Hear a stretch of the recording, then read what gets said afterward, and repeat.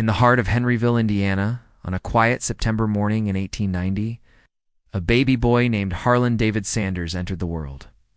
No one could have imagined then that this boy, born into poverty, would one day become the face of one of the most iconic food brands in history, Kentucky Fried Chicken.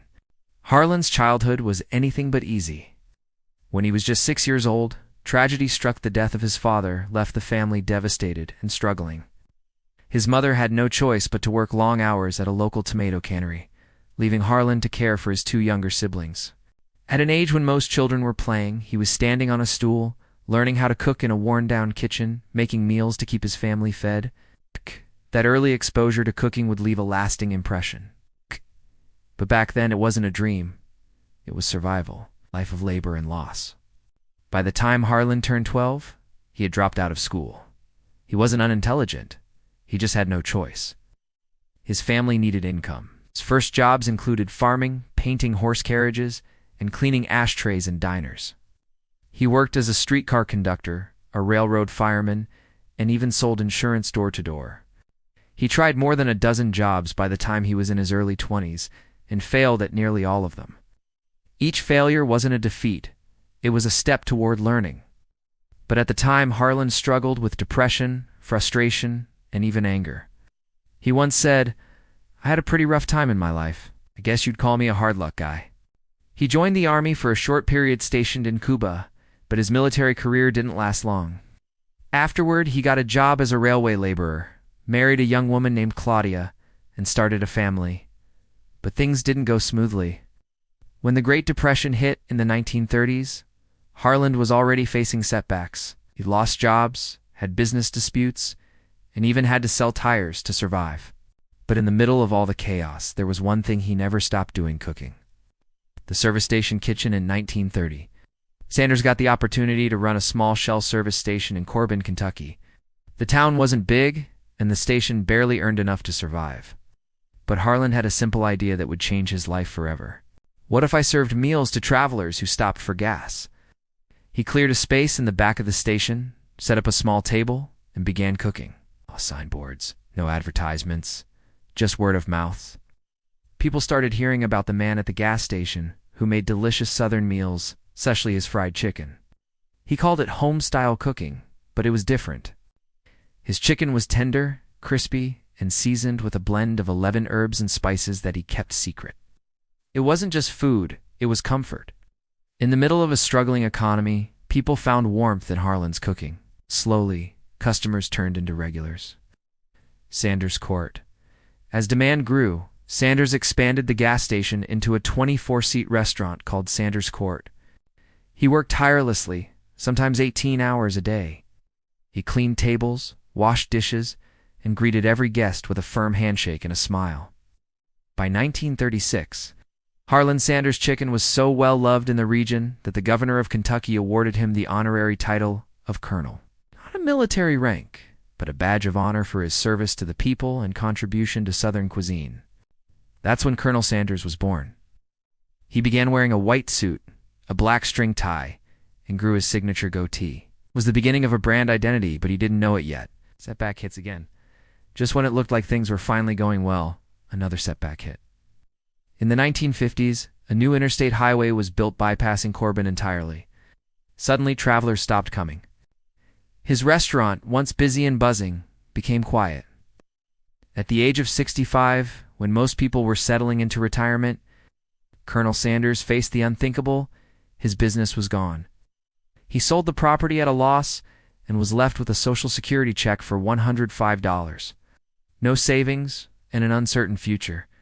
But what happened next is what makes Harland Sanders a legend. He didn't quit. Instead, he packed a pressure cooker, bags of his seasoning mix, and hit the road in his 1966 Cadillac. He went restaurant to restaurant, cooking chicken for owners, trying to convince them to franchise his recipe. He slept in the car. He was rejected over 1,000 times, but on the 1,009th attempt, someone finally said yes. Harland Sanders was 65 years old, broke and nearly forgotten, with nothing but his pressure cooker, his secret blend of 11 herbs and spices, and an unshakable belief in his chicken. He hit the road in his Cadillac, driving across small towns and cities, knocking on restaurant doors. 1,009 times he was told, "No, we're not interested. Too old-fashioned.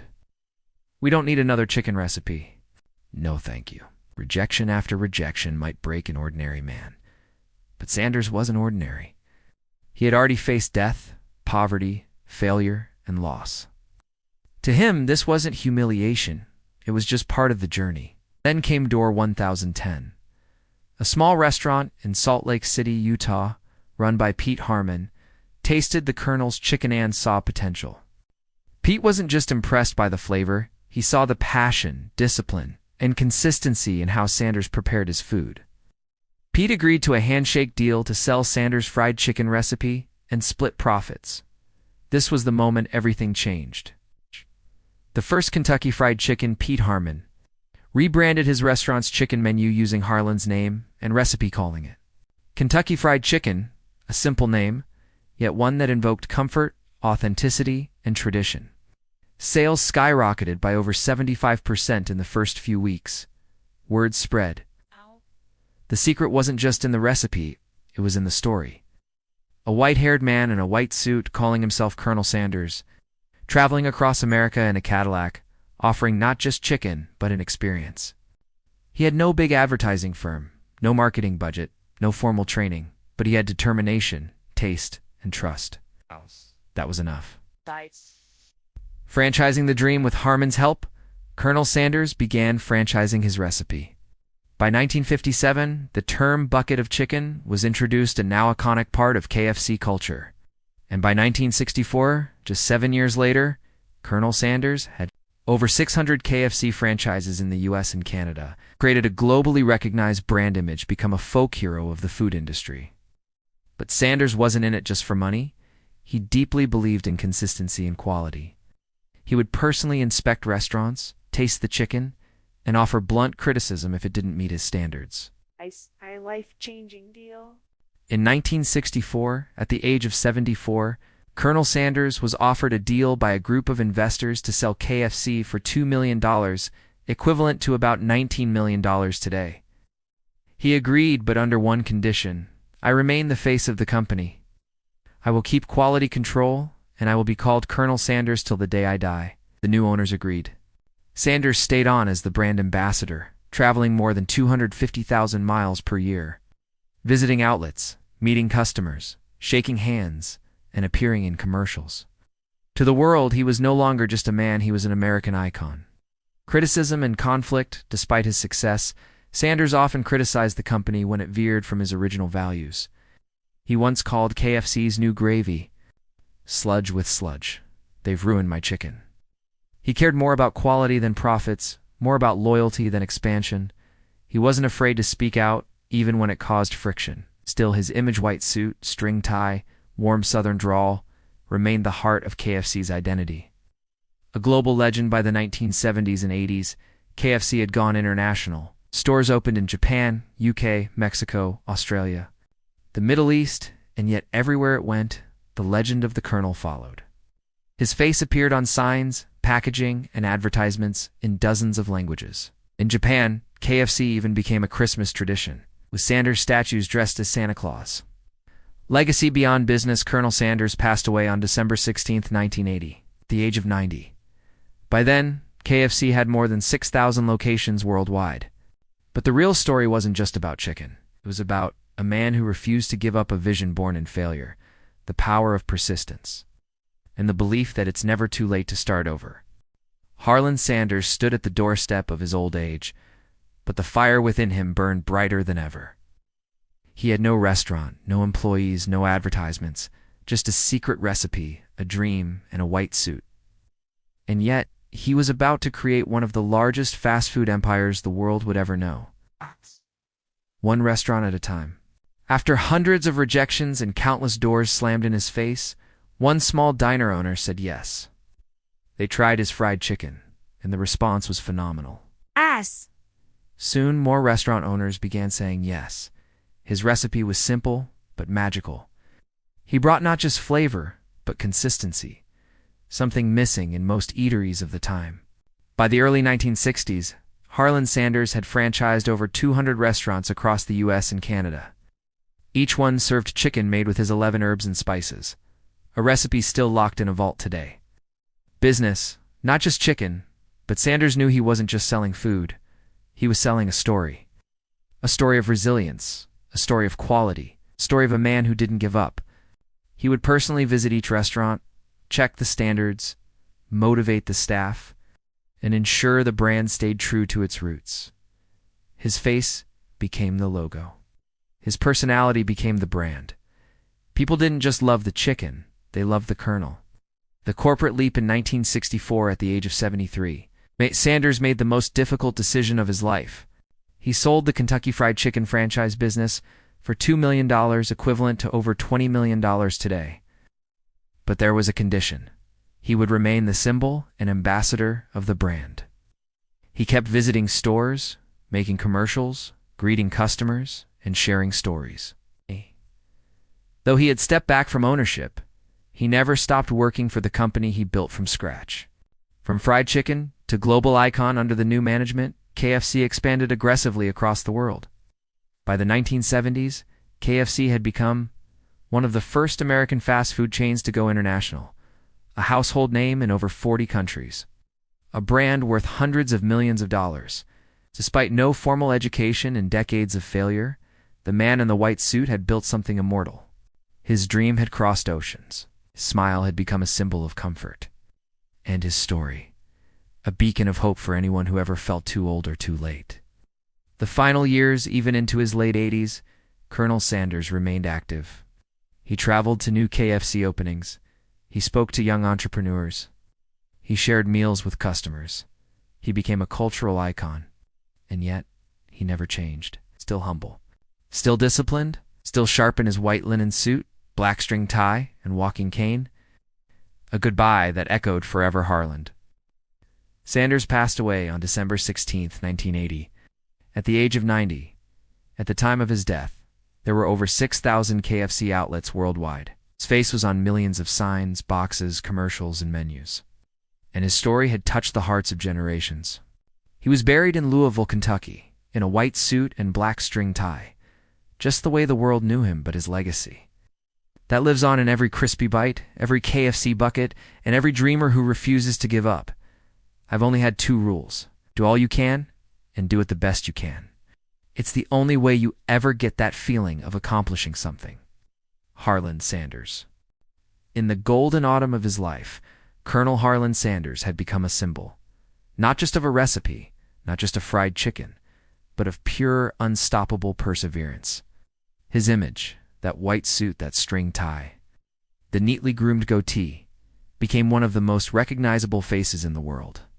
The same man who once slept in his car with rejection letters piling up on the dashboard was now shaking hands with presidents, featured on television commercials, and watching his brand soar through international skies. KFC goes global. By the late 1960s, KFC was already expanding beyond American borders. Colonel Sanders made several international trips, proudly wearing his signature white suit, promoting his chicken and winning hearts. The brand reached Canada, the UK, Australia, and Japan, and eventually over 150 countries. He was no longer just a businessman. He was a global ambassador of flavor, of resilience, and of Southern charm, never truly retiring. Despite selling the company in 1964, Colonel Sanders remained closely involved with the brand, continued traveling, inspecting franchises, and offering advice. At times, he even criticized the new owners if he felt quality was slipping. His dedication to excellence never dimmed. His words echoed with deep integrity. A man's got to do what he knows best. And if it's frying chicken, then by all means, he'd better fry it better than anyone else. Honors, praise, and impact in his final years, Colonel Sanders received numerous accolades. He was featured on TV shows, in newspapers, and in interviews around the world. His story was taught in business schools. His grit in old age became a case study on delayed success, showing that it's never too late to chase greatness. He donated millions to churches, hospitals, and charitable organizations, quietly helping people long after he had made his fortune. His success became a bridge for inspiration and service. The final chapter, Harland Sanders, passed away on December 16, 1980, at the age of 90. The world mourned a man whose life proved that you can start over at any age, with dignity, with drive, and with purpose. He didn't invent chicken. He invented hope in a bucket, fried in courage, and seasoned with persistence. His funeral was attended by governors, business leaders, and regular folks who had once tasted his food or heard his story. A lasting legacy. Today, the Colonel's face still smiles from every KFC bucket, reminding us that rejection is not failure. Setbacks are not endpoints, and dreams, no matter how long they sleep, can still wake up and fly. Every time someone bites into that golden, crispy piece of chicken, they're not just enjoying a recipe, they're tasting history, determination, and the dream of a man who refused to give up.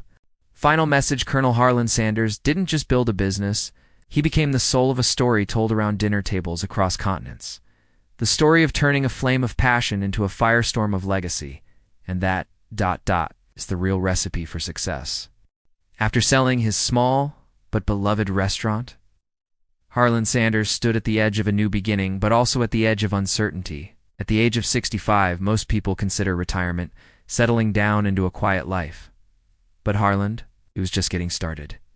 He had a secret weapon, one that had been fine-tuned through years of love, care, and experimentation in his tiny kitchen, a fried chicken recipe that people couldn't stop talking about. It wasn't just food, it was an experience. The crispiness of the coating, the juiciness of the chicken, and above all, that secret blend of 11 herbs and spices that made it unforgettable. But a recipe alone isn't a business, and Harland knew that. So, armed with nothing more than a few $100s from his Social Security check and a heart full of grit, he set out on the road. Quite literally, got into his 1950s Cadillac, packed with pressure cookers and bags of flour, and began visiting small diners. In roadside restaurants across the U.S., his pitch was simple but bold. Let me cook you a batch of chicken. If your customers don't love it, you don't pay me a cent. Most owners were skeptical. Who was this old man in a white suit and string tie asking to use their kitchens? But every now and then, one would say yes, and that's when the magic happened. At first, rejection was a daily routine. Sanders knocked on more than 1,000 restaurant doors, and almost all of them said no. But he didn't stop. He didn't slow down. With each rejection, he refined his approach. He listened. He learned. He believed. He called this new model of business franchising. It was still a relatively fresh idea in the 1950s, especially for a restaurant. Harland offered to teach restaurant owners his exact cooking method and allowed them to use his famous seasoning blend. If they agreed to give him a small royalty for every piece of chicken sold, it was a win-win. By 1955, Sanders had signed up 5 franchisees. By 1956, there were 16. Each success lit a new flame in Harland's heart. He no longer needed to run his own restaurant. He was building something bigger, something national, something permanent. As the number of franchises grew, Harland realized he needed a brand image that would be as memorable as the taste of his chicken. That's when the nickname Colonel Sanders really took off. Though originally an honorary title given by the governor of Kentucky in 1935, Harland leaned into the character, adopted a full white suit, grew a pointed goatee, and began styling himself as the dignified Southern gentleman who served hospitality as much as food. The branding stuck. People didn't just buy fried chicken, they bought the idea of tradition, quality, and comfort. One of the most pivotal moments came when Sanders met a young man named Dave Thomas. At the time, Thomas was a cook for one of the KFC franchises. Sanders was struggling with how to market the brand. He knew the product was good, but how could he scale it to the next level? Dave, with a keen mind for branding and operations, helped restructure the look of KFC stores. He emphasized a consistent design, large red and white striped buckets, and prominently displayed the smiling face of the Colonel himself. The look became iconic. Thanks to this branding revolution and the relentless push from Harland, KFC exploded. By 1964, there were over 600 KFC outlets across the United States and Canada. That same year, Harland made a monumental decision. He sold the rights to KFC to a group of investors for $2 million, roughly $20 million today, along with a lifelong annual salary and a seat as the face of the brand, though no longer in control of the business side. Harland Sanders remained deeply involved in public appearances, quality assurance, and franchise visits. He wasn't content just being the mascot. It was still the heart of the brand. Colonel Sanders' passion never dulled. Well into his 70s, he continued to travel across the country, visiting KFC outlets, personally checking the taste of the chicken and charming customers with his southern warmth. He held firm to his standards. In one story, after tasting a poorly made meal at a franchise, Sanders openly criticized the store in the press. His honesty, sometimes brutal, was both his greatest strength and his biggest risk. But people respected him for it. To him, quality mattered more than profits. By now, KFC had become a cultural phenomenon. The red and white buckets were symbols of family dinners, celebrations, and Sunday treats. It wasn't just chicken, it was comfort, wrapped in crisp skin and warm memories. In Harland Sanders, he'd become a legend in his own lifetime. In a country where second chances are rare, Harland Sanders had created a third act for himself that few could dream of. From a boy who lost his father at 5, to a man who changed jobs over a dozen times, to a retiree who had nearly nothing, he had built an empire from a roadside kitchen and a dream. He didn't start with millions. He didn't start young. Didn't even have a business degree. But what he did have was belief in unshakable, stubborn, beautiful belief in himself. And that belief changed the world. One piece of chicken at a time. Even after selling his company in 1964, Colonel Harland Sanders didn't slow down, not for a moment. In fact, some would say this was when he became more than just a businessman. He became a symbol, a legend, living icon who embodied the values of resilience, honesty, and commitment to quality. As part of the sale deal, Sanders was to remain the public face of Kentucky Fried Chicken, receive a salary for life, and serve as brand ambassador. But for the Colonel, this wasn't about money, it was about legacy. And legacy, to him, was rooted in standards. He continued traveling across America and beyond, visiting KFC franchises to ensure his beloved chicken was being made the right way. He would walk into kitchens, inspect the cleanliness, speak with cooks, and most importantly, taste the chicken. If it didn't meet his standards, he said so. Sometimes in the harshest terms, he once famously said, "That gravy is horrible. You should throw it in the trash." Investors and executives often cringed when the Colonel spoke so openly, but the public admired his honesty. He wasn't just a mascot, he was the soul of the brand. Customers believed in the Colonel because he believed in his product. By the late 1960s and early 70s, KFC had grown into a global brand, with thousands of restaurants in countries around the world. In Japan, it became a Christmas tradition to eat KFC. In the UK, families would line up for buckets of fried chicken. The world was hungry not just for the food, but for the story behind it. And that story always came back to one man, a white-suited goatee-wearing gentleman with a southern drawl and a stubborn heart. But growth brings challenges. As the company expanded under new ownership, the focus began to shift. Mass production, cutting costs, and efficiency began to take priority. Pre-mixed seasonings replaced freshly ground spices. Traditional pressure cooking gave way to faster methods. Some franchisees started cutting corners to save money. To Sanders, this was sacrilege. He believed the core of the branded soul was being watered down. Tensions grew between the Colonel and the new KFC management. In 1973, Sanders even sued the parent company for misrepresenting the quality of the food and for breach of contract. The case was settled out of court. But it was clear that the man who built the empire was deeply concerned about how it was being run. Despite the disputes, Sanders never stopped caring. He opened a new restaurant in Shelbyville, Kentucky, called Claudia Sanders Dinner House, named after his beloved wife. It wasn't a KFC outlet. It was his own personal reminder of how good food should be made and served.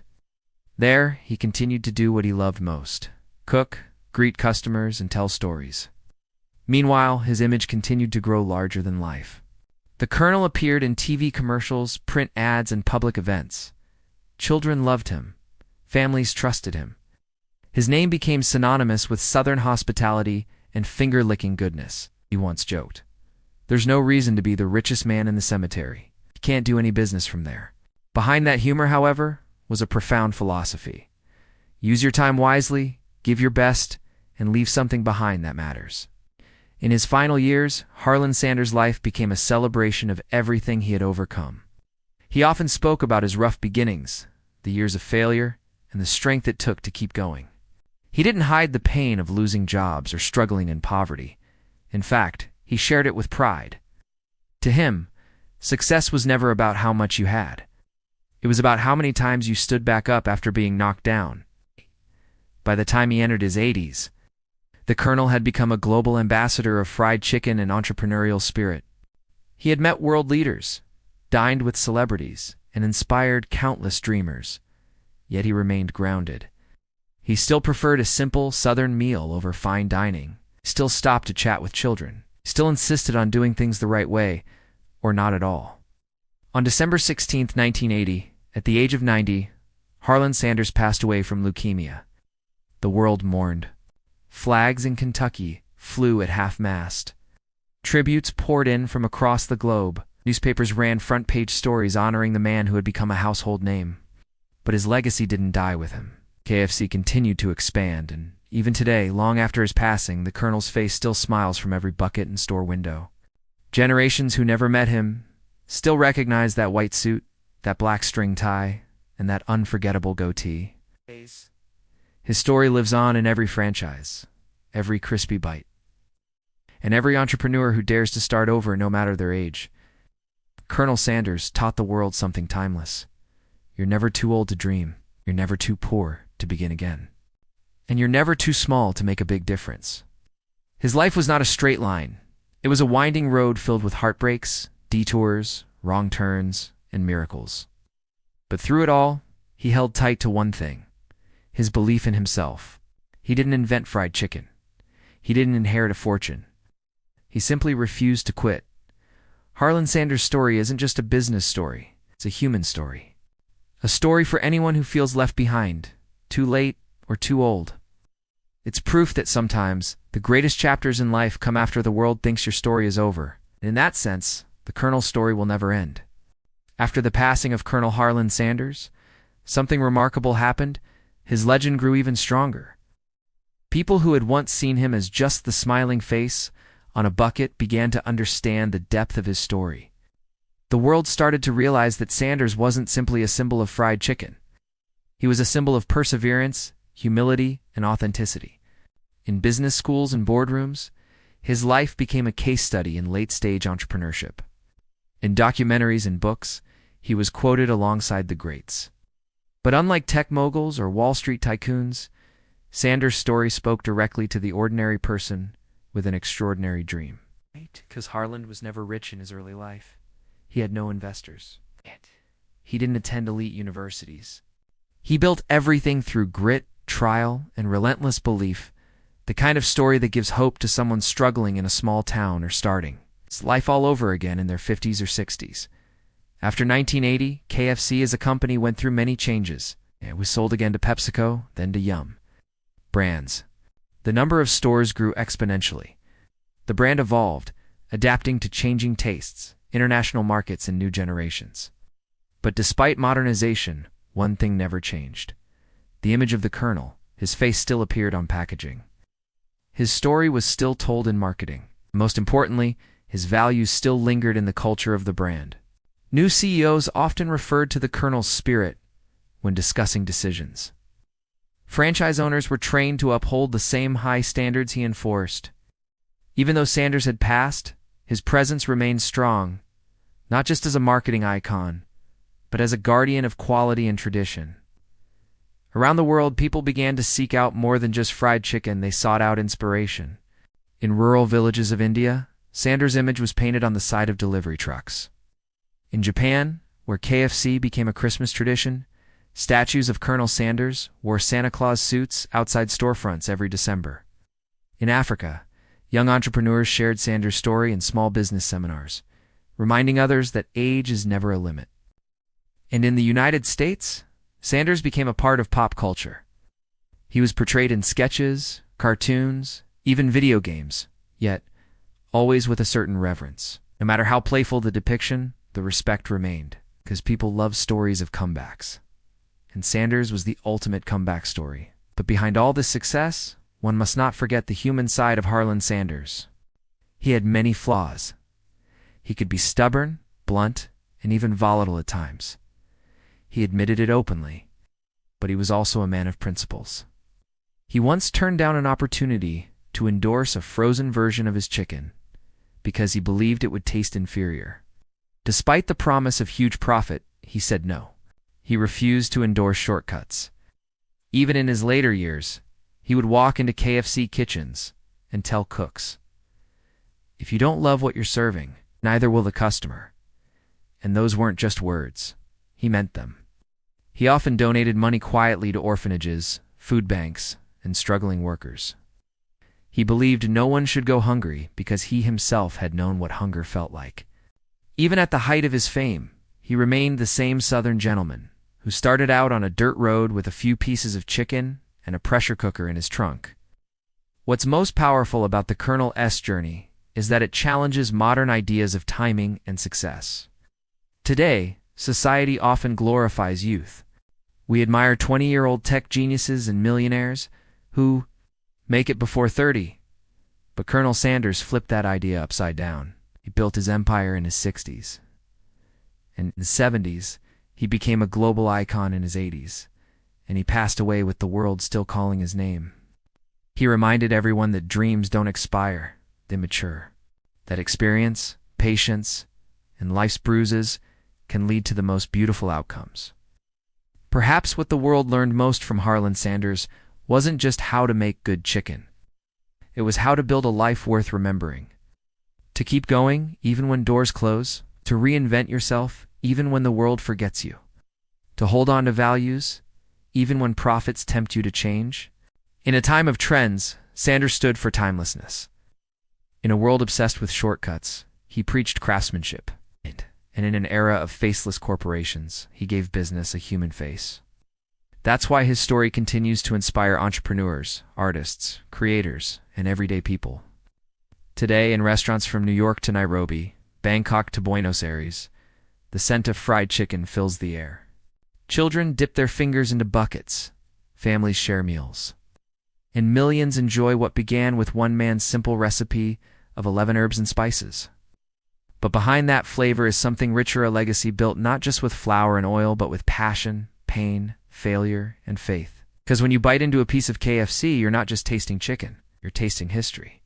You're tasting the journey of a boy who dropped out of school, faced rejection after rejection, was fired from jobs, and wandered through decades of failure only to rise like a phoenix, dressed in white, offering the world a meal made from his heart.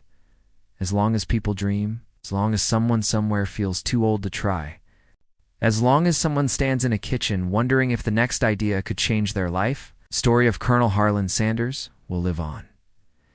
It is not a story about chicken, it is a story about what's possible. Even after Colonel Harland Sanders passed away, the world didn't let go of him. In fact, his image became more powerful, a cultural symbol, not just of Kentucky Fried Chicken, but of something much deeper. A never-quit attitude, a relentless passion for quality, and a reminder that you're never too old to build a dream. Every time someone sees his white suit, black tie, and kind, wrinkled face, they don't just think of chicken, they think of a man who refused to be forgotten. A recipe beyond food, the Colonel's famous 11 herbs and spices became one of the most iconic secrets in food history. For decades, people have tried to guess the exact recipe. Some came close, so others claimed they figured it out. But the truth is, the recipe's power wasn't just in its ingredients, it was in how it was prepared, how it was served, and the soul behind it. Sanders once said, "You've got to treat your chicken like you treat your reputation, with care, respect, and pride." And he meant it. To him, chicken wasn't just food. It was a promise of consistency, a promise of care, a promise that no matter where you were in the world, if you ordered KFC, you would be getting the best. That promise outlived him, and it lives on today. Global expansion, local impact. After Sanders' passing, KFC exploded globally. By the late 1980s, it had become one of the top international fast food chains. In China, it was one of the first Western brands to succeed, opening its first store in Beijing in 1987. In Africa, Southeast Asia and Latin America, KFC became a trusted, familiar name. What's fascinating is that, despite the globalization, KFC stayed true to its roots. In many countries, the branding still featured the original Sanders illustration, smiling with a Bodian apron, while he insisted that employees be trained like professionals, not just workers. This meant that a young woman running a KFC in Manila, or a manager in Lagos, or a cashier in Cairo, all of them, became part of the Colonel's legacy. Business schools took notice as the decades rolled on. Business schools began teaching Harland Sanders' story not just as a food industry example, but as a case study in late-stage entrepreneurship and brand identity. They studied how Sanders built brand trust from scratch, how franchising allowed him to grow without massive capital, how his personal appearance, charm, and honesty became a living logo. One professor from a top U.S. university once remarked, "The Colonel did with chicken what Steve Jobs did with phones. He made it personal, emotional, and cultural." And it's true. Sanders didn't just sell chicken. He sold comfort, tradition, and hope. And that's a powerful combination for any entrepreneur. Pop culture and parody in the 2000s and 2010s, Sanders' image made a comeback in pop culture. He appeared in commercials as a lovable, over-the-top character. Comedians imitated his voice. Artists painted murals of him as a legend. But while the image was modernized, the core remained respectful. Even parodies paid tribute to the idea that Sanders stood for something rare in business: honesty and resilience. From movies to social media memes, Sanders' presence proved that people still craved authenticity in a world that had become digital, fast-paced, and impersonal. The human side remembered, despite all the commercial success, there remained stories from people who knew him personally, stories that never made the headlines, but said everything about who Harland Sanders truly was. Like the time he visited a struggling franchise in Tennessee, the manager expected a harsh lecture. Instead, Sanders walked in, asked for a plate of chicken, tasted it, and said, "You're close. Let's fix it together." He spent 2 days in the back kitchen, cooking with the staff, teaching them the exact temperature, timing, and feel of proper pressure, frying. Not once did he lose patience. Another story comes from a child in Kentucky who once wrote to Sanders saying, "I want to be like you." The boy expected no reply. A month later, a handwritten letter arrived. "You can be anything you want," Sanders wrote. "Just don't forget to be good to people." These little moments show that Sanders wasn't just a businessman, he was a mentor, even in his final years. The real message behind his life, in many ways, Harland Sanders' greatest gift, wasn't chicken. It was his life philosophy. It's never too late. Failure is part of the journey. Do one thing really well, and people will remember you for it. His story gives hope to the laid-off worker in their 50s, to the single mother trying to start a bakery from her kitchen, to the retiree with a small idea and a big heart. Colonel Sanders proves that you don't need millions to start. You just need one recipe, one belief, and the courage to try one more time. A guiding star for future entrepreneurs today, business podcasts, books, and motivational speeches often quote the Colonel. His face is still on over 25,000 stores across the globe. His story is told in over 145 countries, and his values are still taught in franchise training programs. He didn't leave behind an app or a tech startup. He left behind something more rare. A timeless blueprint for turning pain into purpose and effort into legacy. Final thought: if you ever feel lost, discouraged, or too far behind in life, just remember Harland Sanders. A man who faced poverty, rejection, loneliness, and failure for 60 years, and then built one of the most successful brands in history with his bare hands, a white suit, and a pressure cooker. He didn't quit. Neither should you.